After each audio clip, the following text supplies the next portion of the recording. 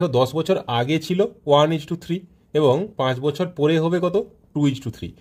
এটা দুটো অনুপাতের পার্থক্য কত 2, আর এখানে দুটো অনুপাতের পার্থক্য কত 1।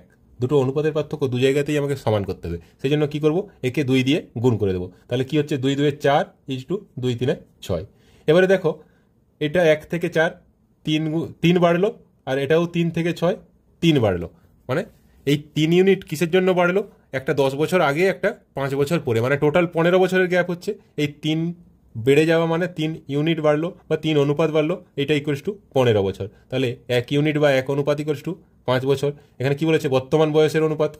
হ্যাঁ, বর্তমান বয়স কত হবে না, 10 বছর আগে ছিল 1:3, তাহলে 10 বছর আগে 5 একজনের ছিল আর একজনের 5 3 15। তাহলে বর্তমান কত, 5 + 10 15, 15 + 10 25।